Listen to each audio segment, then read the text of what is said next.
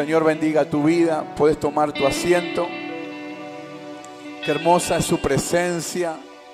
Qué hermoso el devocional, la adoración.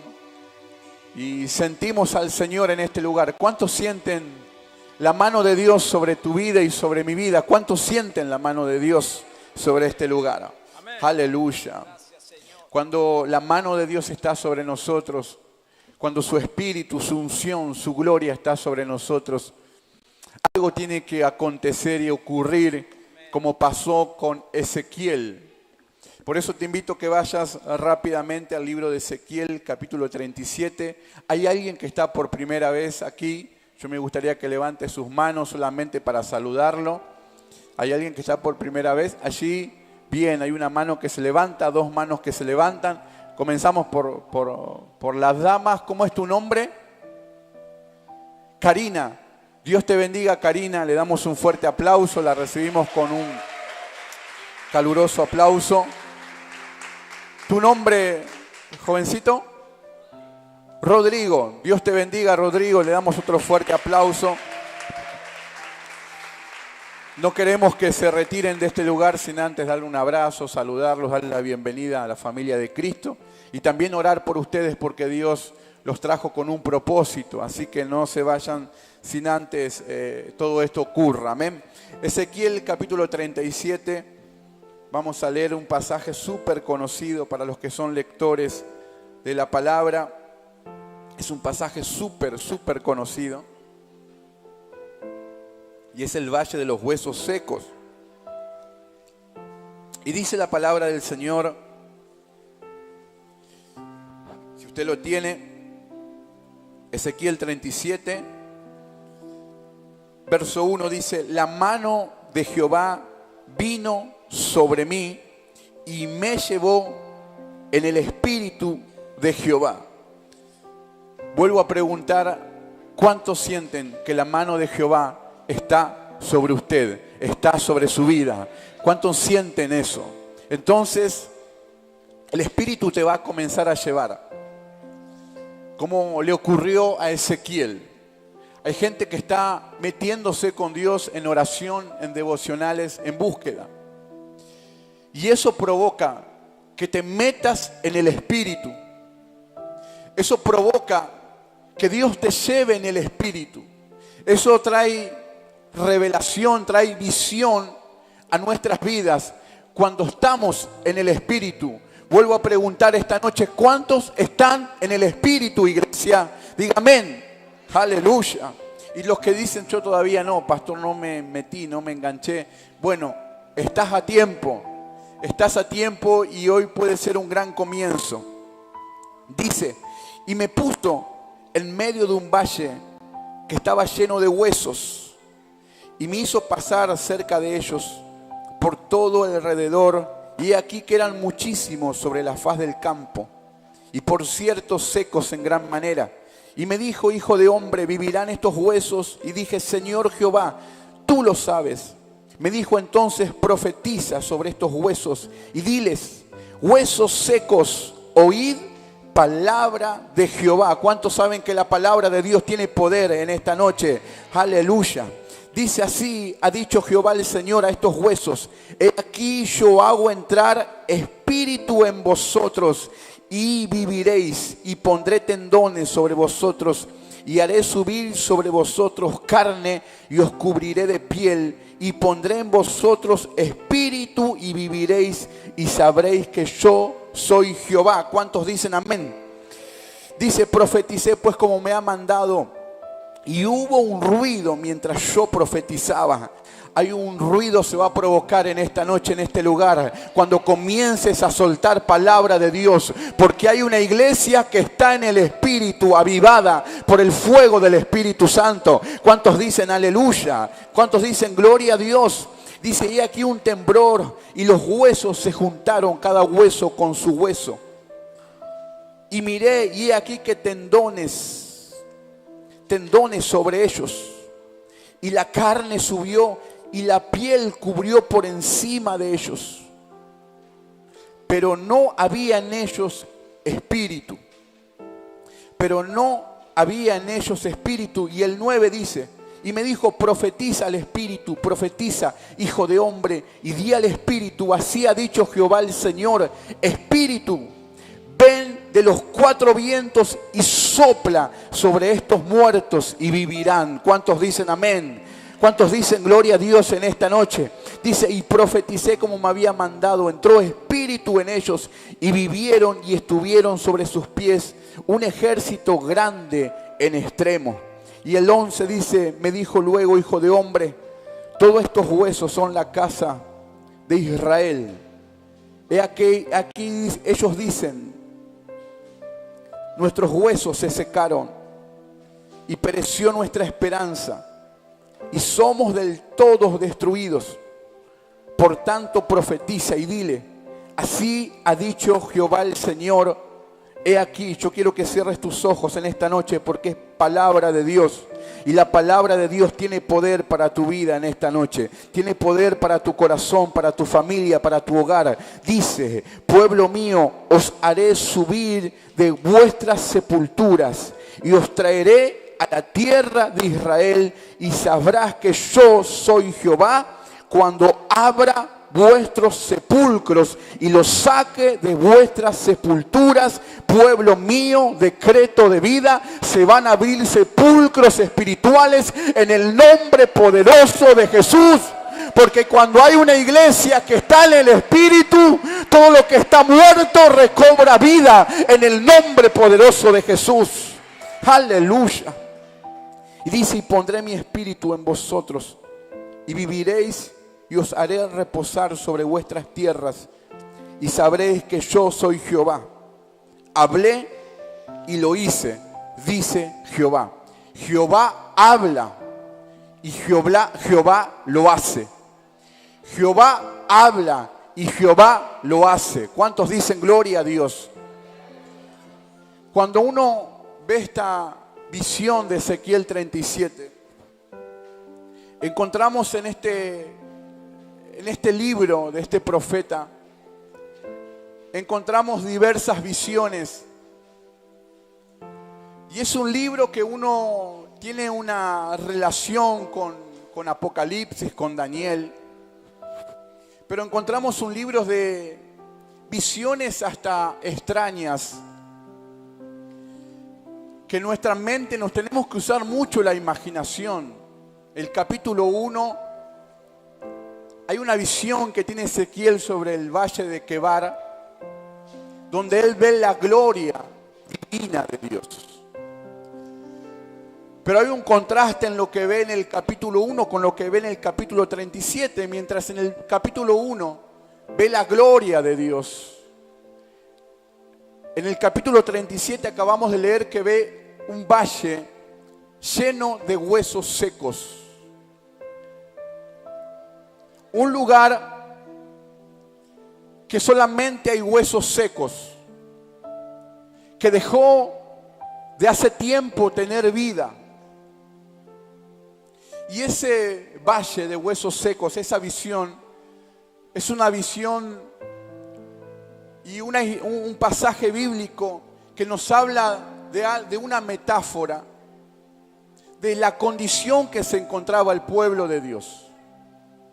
Una condición de muerte espiritual. Así se encontraba el pueblo de Israel, en una muerte espiritual. Y ellos mismos decían que no tenían esperanza, que eran solamente huesos secos, huesos sin vida, que una vez tuvieron vida, pero hoy ya no. Y esta visión metafórica que nos habla del pueblo de Israel tiene un contexto de entender y saber que el pueblo, por su desobediencia, por su pecado, por alejarse de Dios, había estado un tiempo bajo el exilio. Los judíos habían estado un tiempo bajo el exilio, primeramente de los asirios y luego del imperio babilónico, que había quemado las puertas del templo, que había derribado las puertas, los muros. El pueblo de Jerusalén estaba destruida, su templo, el pueblo estaba destruido. Había una decadencia espiritual. los asirios, los filisteos, el imperio babilónico, el exilio. Son disciplinas de Dios para un pueblo obstinado, para un pueblo rebelde, para un pueblo que se había alejado de Dios, para un pueblo que le había dado la espalda a Dios, que había accedido a la idolatría, que un pueblo que se había olvidado de Dios. Y la consecuencia era la muerte espiritual de este pueblo. Este pueblo se sentía muerto espiritualmente. Y Dios les traslada la visión a Ezequiel para que vea la condición en la que se encontraba su pueblo. Pero Dios, en esta visión, quiere darse a conocer como el Dios creador, el Dios que lo hace todo nuevo. Dios de esos huesos secos iba a levantar un gran ejército, iba a soplar vida, porque Él es el Dios creador, el que creó al hombre viviente en Génesis. Job dice: el que sopló sobre mí, el que me creó, el Todopoderoso, el que sopló sobre mí, me dio vida, decía Job. Y este es el Dios creador, el Dios que hace todo nuevo. Dios quería restituir su nación, su pueblo, su iglesia. Y quiero decirte en esta noche que Dios no es experto en restaurar las cosas. Siempre hablamos de la restauración, pero Dios no es experto en restaurar las cosas. Dios es experto en hacer todo nuevo. Y esta noche, si abrís tu corazón, Él va a hacer todo nuevo en el nombre poderoso de Jesús. ¿Cuántos lo creen? ¿Cuántos lo reciben? Porque Él es el Dios creador. Aleluya. Y de esos huesos secos que estaban sobre la faz del campo, en la visión Dios le habla a Ezequiel y le pregunta: ¿vivirán estos huesos? Porque son huesos secos. Y Ezequiel dice: tú lo sabes. Y en esa visión Ezequiel comienza a profetizar sobre estos huesos. Y dice la palabra del Señor que los huesos se comenzaron a unir, dando una forma de esqueleto. Eso es lo que dice la visión cuando cuando leemos y traemos la imagen a nuestra mente. Dice la palabra que los huesos se juntaron, se unieron. La tibia con el peroné. Se comenzaron a unir cada hueso de las costillas. Y ya no era solamente un campo minado de huesos. Ahora los huesos habían vuelto a su lugar, a un orden. Y el pueblo de Dios estaba muerto espiritualmente, en un estado crítico, en un estado de decadencia espiritual. Pero Dios prometió que iba a profetizar, y lo que iba a profetizar lo iba a hacer en ellos. Quiero decirte que lo que Dios te ha profetizado, Dios lo va a hacer contigo, Dios lo va a hacer conmigo, porque Él no es hombre para mentir. ¿Cuántos lo creen? ¿Cuántos lo reciben en esta noche? Y el pueblo decía: somos como huesos secos. Estamos exiliados, fuimos despojados de nuestra tierra. Y encima estamos lejos de Dios. Todo esto nos acontece. Despojados de la tierra, en exilio. Nuestros templos están arruinados y Dios no está con nosotros. Pero Dios le había profetizado que con la casa de Israel Él iba a volver a hacer las cosas nuevas, le iba a volver a dar vida. Y dice la palabra del Señor que los huesos se unieron. Y Dios quiere hacer algo nuevo en tu vida, mi hermano. Dios quiere hacer algo nuevo en mi vida, mi hermano. A los que están por primera vez en esta noche, a los que han llegado hace un tiempo a la iglesia, Dios quiere hacer algo nuevo en tu vida. algo nuevo en tu familia, algo nuevo en tu corazón, algo nuevo en tu vida. Y cuando Dios quiere hacer algo nuevo, lo primero que trae es orden. Y los huesos se comenzaron a ordenar. Lo primero que Dios trae a tu vida es orden. Y yo siento que Dios está trayendo un orden a la iglesia, está trayendo un orden a su casa. Y no hablo del orden físico, de dónde va cada silla, cada instrumento, cada cosa en la iglesia. No hablo de eso. Hay un grupo de limpieza que deja todo ordenado, todo listo, preparado para que podamos disfrutar de este lugar. Pero te hablo de otro orden, de un orden de prioridades, donde Dios no ocupa el primer lugar. Y a veces pensamos y creemos que Dios tiene que ocupar el primer lugar. Y Dios no debe ocupar el primer lugar en nosotros. Dios debe ser el centro de nuestras vidas. Dios debe ser el centro de nuestro corazón. Dios debe ser el centro de nuestro llamado, el centro de nuestro ministerio, el centro de nuestro hogar. Y Dios está trayendo orden, un orden de prioridades. Estás comenzando a ordenar tu corazón, tu espíritu, tu disciplina para buscar a Dios, tu disciplina para leer la palabra, tu disciplina para ayunar, tu disciplina para mantener santidad. Dios está trayendo un orden a tu vida.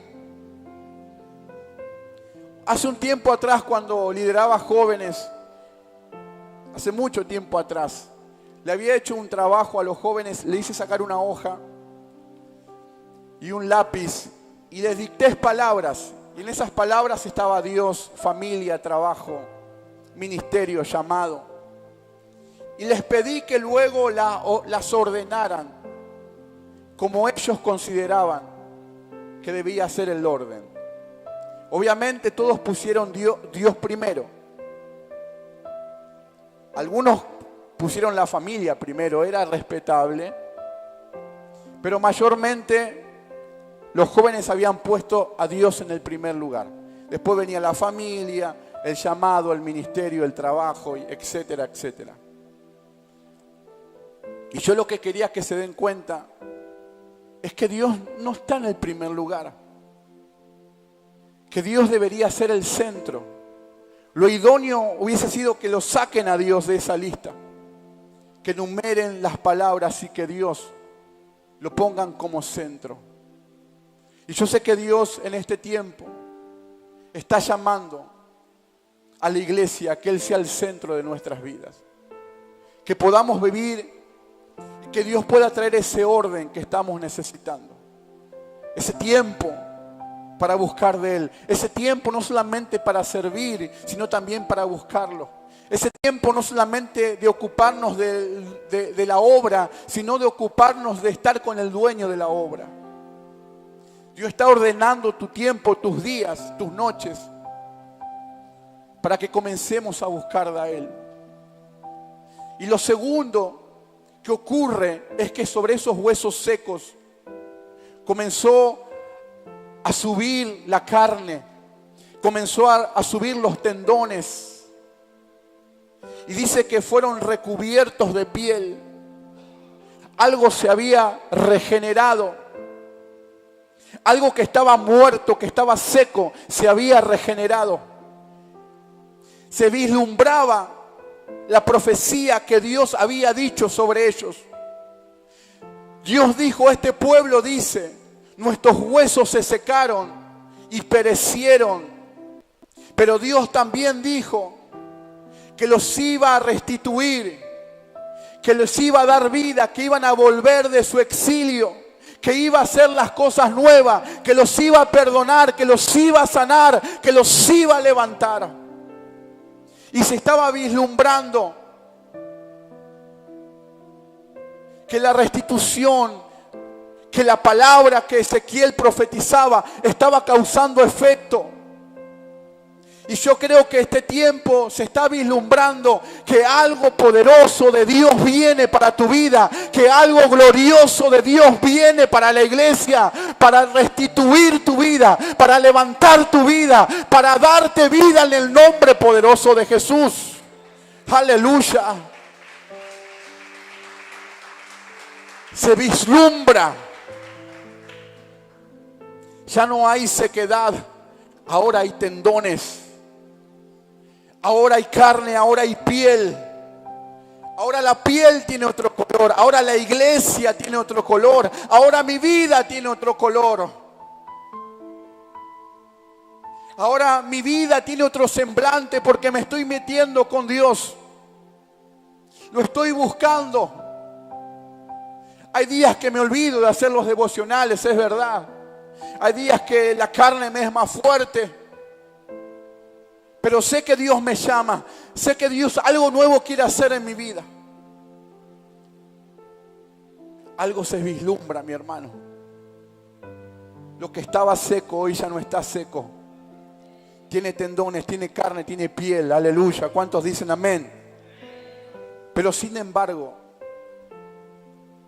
dice que no había en ellos espíritu. Ya no eran huesos secos.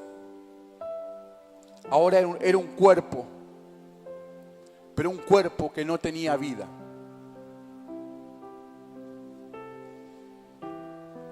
Y esto nos habla de el avivamiento que Dios quiere traer en nosotros.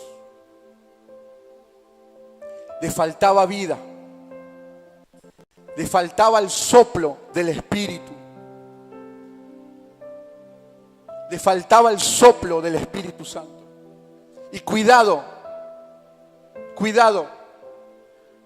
porque podemos hacer los devocionales, podemos enviar nuestros devocionales y algo se puede vislumbrar, una apariencia de que ya no hay sequedad. Hay gente que se está metiendo con Dios, pero cuidado, porque podemos hacer y seguir un orden, pero cuidado, tiene que haber espíritu. No es solo palabra, también es espíritu. No es solamente letras, también es espíritu. Procura que en tu devocional haya espíritu, que sientas la presencia del Espíritu Santo. No te tomes a la ligera solamente de enviar un mensaje o de escribir un mensaje. Quédate con Él, recibí de Él, llenate del Espíritu Santo. Deja que Él sople sobre tu vida. No lo hagas solamente para cumplir o para obligarte, para quizás convencer a otros. Deja que el Espíritu Santo sople sobre tu vida. Porque puede haber palabra, pero sin espíritu. Puede haber servicio, pero sin espíritu. Puede haber obra, pero sin espíritu. Puede haber don, talento, pero sin espíritu. Puede haber buenas intenciones, pero sin espíritu. Y lamentablemente, si el Espíritu Santo nos sopla, seguimos siendo un cuerpo, pero que está muerto. Por eso es necesario la intervención del Espíritu Santo. Es necesario que cada día seamos llenos del Espíritu Santo. Que Él sople sobre nosotros. Que Él sople sobre la iglesia. Que Él sople sobre tu vida. Jesús habló del Espíritu Santo. En la palabra encontramos la Trinidad, el Padre como creador. El Hijo nos mostró el camino, cumplió con la palabra. Y el Espíritu Santo es aquel que nos ayuda, que nos recuerda, que nos trae memoria, que nos fortalece para poder caminar en su palabra. El Espíritu Santo es el que nos santifica. Jesús habló del Espíritu Santo y dijo: es necesario que yo me vaya para que sobre ustedes venga el Espíritu Santo, que les dará convicción, les recordará mis enseñanzas, mi palabra, estará con ustedes, los fortalecerá. Iglesia, ojo,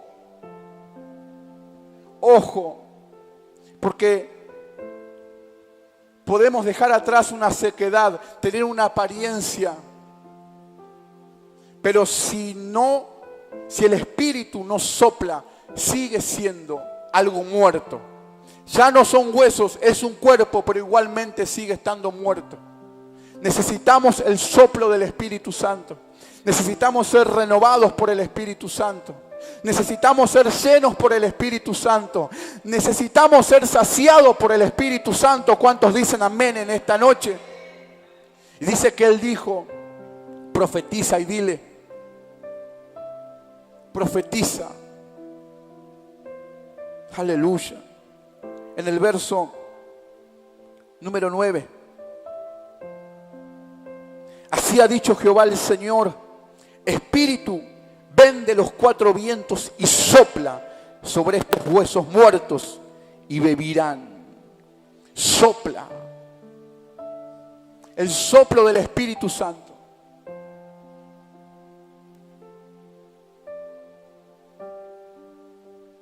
El soplo de su Espíritu es lo que necesitamos. El soplo de su Espíritu Santo sobre nosotros. Para que los huesos secos recobren vida. Para que los sepulcros se abran. Y no solamente recibieron vida los huesos que estaban sobre el campo. También recibieron vida los huesos que estaban en los sepulcros. Se abrieron sepulcros para que los huesos recobren vida. Lo que creías que Dios nunca podía obrar, lo que pensabas que Dios se había olvidado, lo que creías y ya no le pedías más al Señor, sobre eso el Espíritu Santo hoy te trae a memoria y te dice, yo voy a soplar en el nombre poderoso de Jesús y vas a recobrar vida. Voy a hacer algo nuevo en tu vida. Aquel que lo cree, dele fuerte, fuerte, fuerte ese aplauso en el nombre poderoso de Jesús.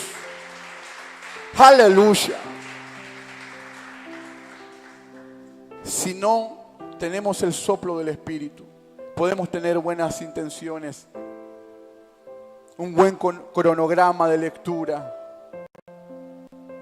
un buen diseño, pero si nuestra vida no se mete con Dios, si no dejamos que Él nos llene como la primera vez, sigue habiendo algo muerto. Y el Señor me traía a mi corazón el mensaje a las 7 iglesias de Apocalipsis.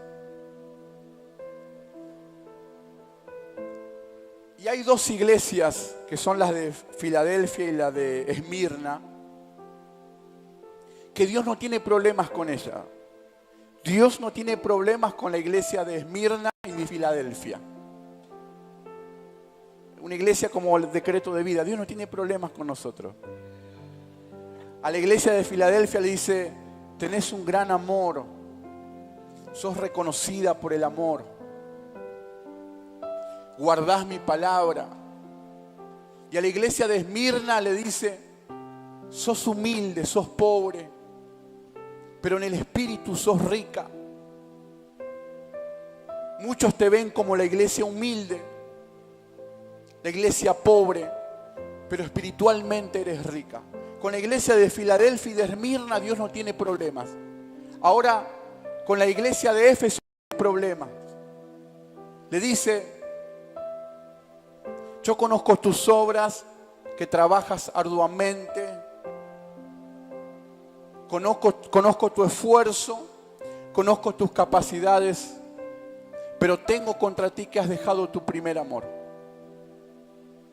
Tengo problemas contigo en esa área. Te esfuerzas, trabajas, predicas, haces evangelismo, te movilizas, pero dejaste tu primer amor. A la iglesia de Pérgamo y a la iglesia de Tiatira les dice, ustedes comenzaron muy bien la obra, pero con el tiempo poco a poco se fueron apagando y el mundo entró en ustedes. La idolatría entró en ustedes. Ustedes se entrelazaron, se mezclaron, Mezclaron lo pagano, lo impuro. Profanaron lo santo con lo impuro, con lo pagano. Pero hay dos iglesias que yo me detuve a leer y el Señor algo causó en mi corazón. Una es la iglesia de Sardis. Y a la iglesia de Sardis Dios le dice: yo conozco tus obras. ¿Cuántos saben que Dios conoce nuestras obras? Nuestro esfuerzo, nuestro trabajo. Yo a veces admiro a la gente que trabaja en iglesia y no es vista. La gente que limpia, la gente que ordena, la gente que hace visitas, la gente que no se da a conocer. Que no sale en los grupos, en una foto, en el Facebook. Pero Dios conoce las obras de cada uno de nosotros. Y Dios le dice: yo conozco tus obras, pero también conozco que tienes nombres de que vives, pero estás muertas.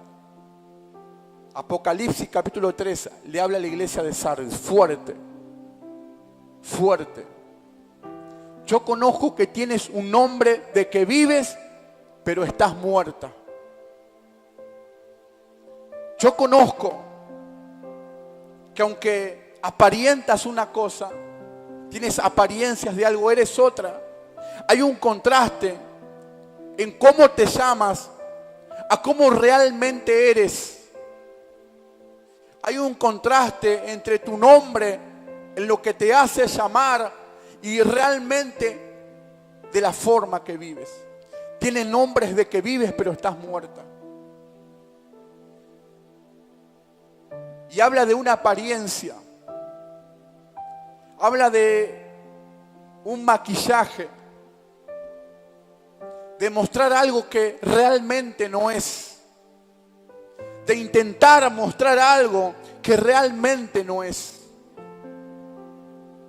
Y Dios está hablando a la iglesia, y la iglesia es usted, y la iglesia soy yo. Tu postura no coincide con tu corazón. Lo que hablas, lo que predicas, lo que pregonas, no coincide realmente con tu corazón. Y Él conoce nuestras obras. Delante de Él nada podemos ocultar. Y Dios le dice a la iglesia de Sardis: sé vigilante y afirma aquellas cosas que aún están por morir. Hay cosas que se murieron en ti, pero hay cosas que seguirán muriendo mientras tanto no te arrepientas, mientras tanto no te arrodilles y busques mi favor y busques mi misericordia. Todavía pueden seguir muriéndose cosas en tu vida, mi hermano. Si no nos arrepentimos, si no nos volvemos a Él, si no quitamos nuestras apariencias. Necesitamos el soplo del Espíritu para tener vida como iglesia. Necesitamos del soplo de su Espíritu, de la persona del Espíritu Santo. Y Dios le dice a Sardis, a la iglesia de Sardis: afirma aquellas cosas que están por morir. Sé vigilante, pon por obra lo que has oído, lo que has recibido, si no vendré a ti como ladrón en la noche y no sabrás a la hora que vendré.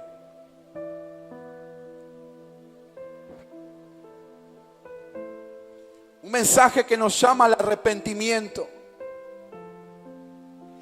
a entender que no podemos vivir de apariencias.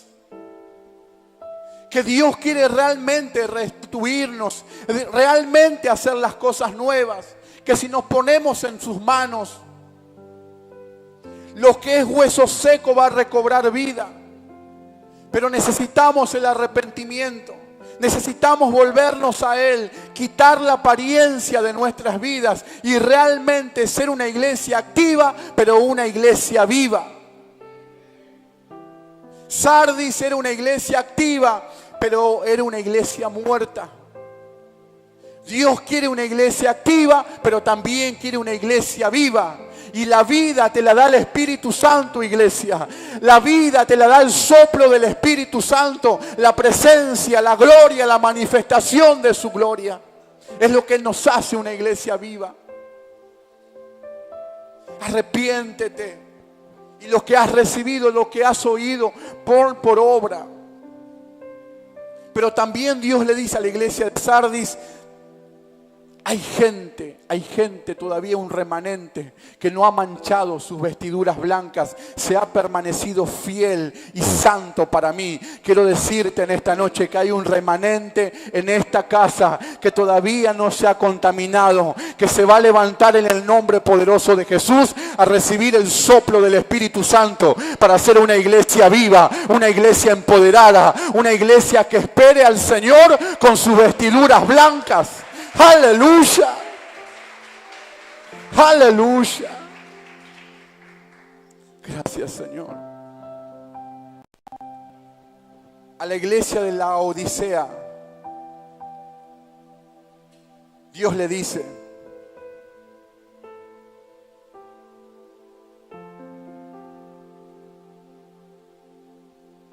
también Apocalipsis 3, Dios le dice, una iglesia que sigue teniendo apariencias. Dios le dice a la iglesia de la Odisea, dices que eres rico. Tú dices que eres rico, que no tienes necesidad de nada. Pero Dios le dice, eres pobre, miserable, eres ciego y estás desnudo. Fuerte también Dios con esta iglesia. Te muestras con riquezas, con poder, pero eres pobre, eres miserable, desventurado, le dice. Ciego y estás desnudo. Por tanto te aconsejes que compres oro refinado y que compres vestiduras blancas para tapar tu vergüenza. Señor, eso me hace acordar lo que yo muchas veces cuento, que cuando era jovencito pasaba al altar a que Dios me dijera cosas lindas. Pues yo también tenía como curiosidad y al que pasaba al lado mío, yo escuchaba que Dios le decía cosas lindas. Le decía, eres mi príncipe, te voy a usar, te voy a llevar a las naciones. Antes se estilaba mucho de orar así, ¿no? Le decían, porque el Señor te va a llevar a las naciones, porque el Señor te va a usar, eres su príncipe, eres su especial tesoro. Y yo siempre pasaba a hacerme orar porque yo quería sentir eso. Había una necesidad en mi corazón. Mis padres quizás no me dieron el cariño, la atención que yo necesitaba. Y yo quería que alguien dijera algo lindo de mí. Y siempre pasaba a buscar esa palabra. Y los pastores siempre, quizás porque era jovencito, oraban muy superficial sobre mí. Decían, Señor, bendice a este jovencito en el nombre de Jesús. Amén. Nada más que eso. Y yo esperaba siempre tener una palabra del Señor. Y cuando el pastor Hugo oró por mi vida, me acuerdo que él exclamó, dice el Señor. Yo dije, wow, ahora sí. ¿Qué me va a decir? Que soy su príncipe, su especial tesoro, su escogido. Y el Señor me habló como a la iglesia de la Odisea. Y yo sentí vergüenza.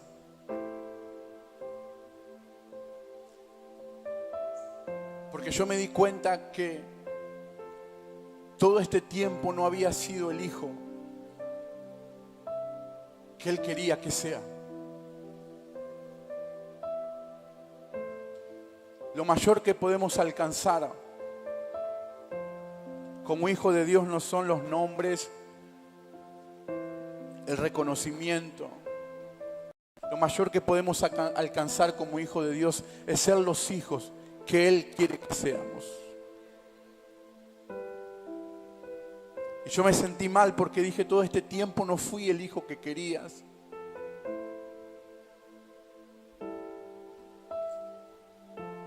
Y me sentí avergonzado. Y yo sé que muchas veces sentimos vergüenza. La vergüenza es un veneno, es un yuyo que sale en el corazón que no deja crecer lo que Dios tiene en nosotros.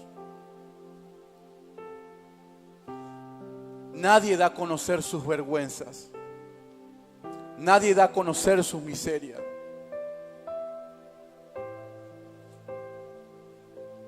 La gente no puede decir que lucha con tentaciones, que lucha con la pornografía, que lucha con el chisme, con la mentira, con la idolatría, con el hurto. La gente no puede decir eso en la iglesia. Porque si yo dijera que lucho con algo, diera a conocer mi vergüenza, mi desnudez, automáticamente dice, no, pastor, sentate un ratito y espera que Dios te restaure. Y a veces tenemos miedo de perder un micrófono, de perder un instrumento, de perder un lugar, una posición. Tenemos temor a perder lo que un día se nos dio. Pero no nos damos cuenta que nos olvidamos de perder algo más importante que un micrófono, que un llamado, que un ministerio, que un teclado, que una batería, una guitarra o una posición en la iglesia. Y es el temor a Dios. Perder el temor a Dios. Sentimos vergüenza de que alguien se entere, de que somos vulnerables, de que tenemos tentaciones, de que no podemos cambiar. Y como tenemos vergüenza, somos como la iglesia de Sardis, aparentamos ser alguien que no somos. Tenemos nombre del que vive, pero espiritualmente estamos muertos. Aquí en el altar parece que vivimos, que somos leones rugientes, pero en nuestros hogares, nuestra muerte espiritual es tan grande que somos como gatitos castrados. Y nos da vergüenza pararnos delante de la presencia del Señor. La iglesia de Sardis, la iglesia de la Odisea, eran iglesias que vivían en apariencia, que vivían en un estado de mortandad, pero ellos se mostraban diferentes, se mostraban como una iglesia activa, pero no era una iglesia viva. Sansón tuvo vergüenza. Y el hombre que fue usado, que fue conservado desde el vientre de su madre para aportar una unción que iba a traer liberación, que iba a traer santidad. Ese mismo hombre que fue conservado aún con el alimento que su madre debía ingerir para no contaminarse. Ese hombre que fue apartado para que la gloria de Dios se vuelva a mover en un pueblo que había sido también acechado por los filisteos, por el pecado, por la desobediencia. La Biblia dice que el pueblo de Dios hizo lo malo nuevamente ante él y Dios necesitó promover un Sansón para traer santidad a una tierra. Y este mismo hombre volvió a desobedecer, volvió a pecar, volvió a transgredir los mandamientos de Dios. Y tuvo vergüenza, y la vergüenza no lo dejó ser libre. Y aparentaba tener unción, tener poder, pero un día se dio cuenta que la unción ya no estaba más sobre él, que el poder de Dios ya no estaba más sobre él. Un día se dio cuenta que el Espíritu Santo de Dios ya no estaba más sobre él. Y no se dio cuenta por su vergüenza. La vergüenza no lo dejó volver a Dios. Se confió en su apariencia. Para todos era el hombre de Dios, el que derribaba gigantes, el que tenía fortaleza. Pero un día no se había dado cuenta que el Espíritu de Dios ya no estaba en él, que el Espíritu Santo ya no soplaba en él. Era alguien que tenía ministerio, pero espiritualmente era un hueso seco, era un hueso muerto espiritualmente. Que Dios nos cubra, nos guarde. que realmente nos presentemos delante de Él tal cual somos. La iglesia, los hermanos, los líderes, los pastores nos pueden censurar, nos pueden apartar, no importa. Pero cuando vamos a su presencia, hay alguien que no nos censura, hay alguien que no nos aparta, hay alguien que no nos quita. Y si estamos secos, le pedimos a Él que sople de los cuatro vientos y viene el Espíritu Santo y sopla sobre tu vida. Y te hace revivir, y te hace poner en pie, y te hace recobrar vida. Y te hace abrir los sepulcros que estaban cerrados. Es el poder de la palabra, es el poder del Espíritu Santo actuando en tu vida y en mi vida. ¿Cuántos están entendiendo esta palabra? ¿Cuántos están recibiendo esta palabra? Yo te pido que le des un fuerte aplauso al Espíritu Santo y le digas: Señor, ven y sopla de los cuatro vientos esta noche. Necesito tu Espíritu. Yo te invito a que te pongas en pie.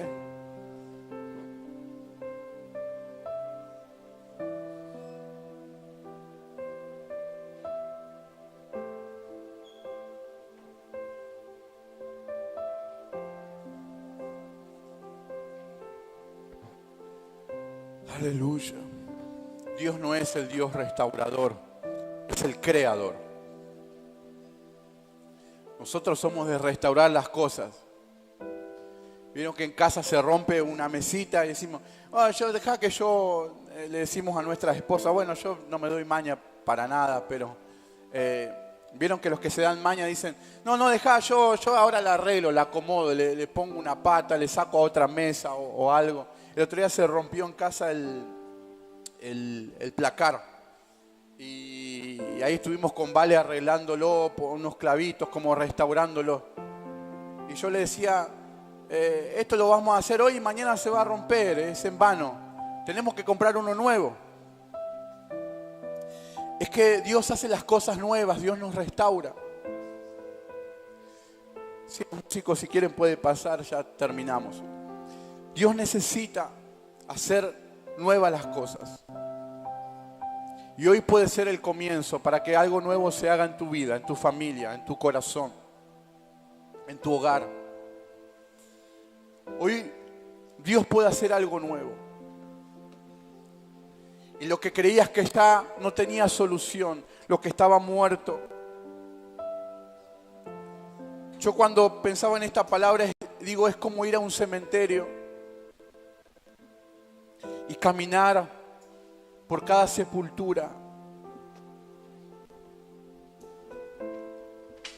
y entender que Dios podía levantar un ejército. Y esto es algo metafórico, obviamente que esto es algo metafórico, pero si lo trasladas al Espíritu,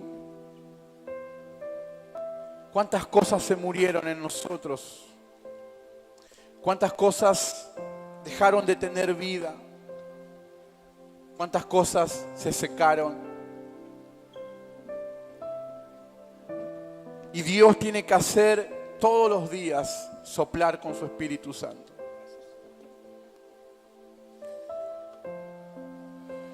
Nunca terminamos de crecer en Dios, nunca terminamos de aprender, nunca terminamos de ser sanos, nunca.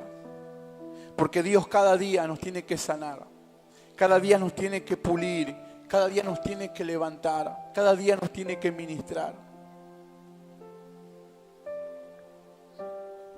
Nuestro corazón, nuestra vida, somos tripartitos, tenemos alma, cuerpo y espíritu. Alma, cuerpo y espíritu. En nuestro espíritu está la conciencia, está la intuición y está la comunión con Dios. En nuestro espíritu. En nuestra alma están nuestras emociones, nuestros pensamientos, nuestra voluntad. Y en nuestro cuerpo están todos nuestros sentidos. Y cuando hay un corazón lejos de Dios, está un corazón que está muerto. Porque no podemos intuir que nos falta Dios. Porque no podemos en el espíritu tener la conciencia de que Dios nos falta. Nos da lo mismo, no somos conscientes, no razonamos. La gente que no tiene a Cristo, la gente que está muerta espiritualmente, no razona de lo que está bien y lo que está mal. Le es lo mismo. No siente que ofende a Dios. La gente no siente que ofende a Dios. Y por ende, nuestro espíritu no tiene comunión con Él.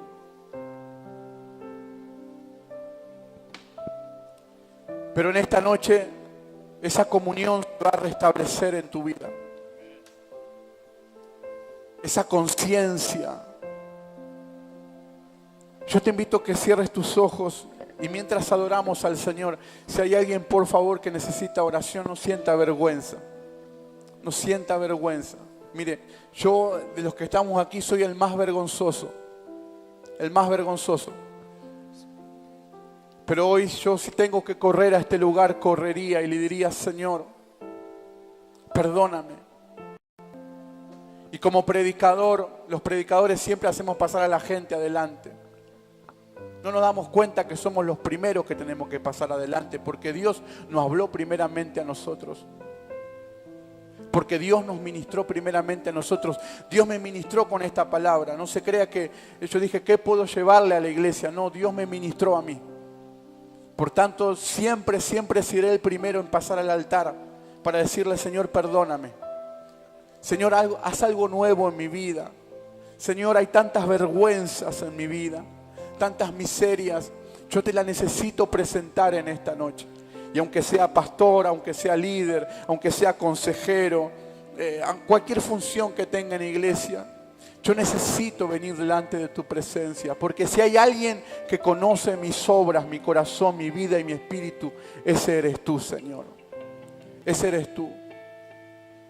Yo te invito a que pases a este lugar.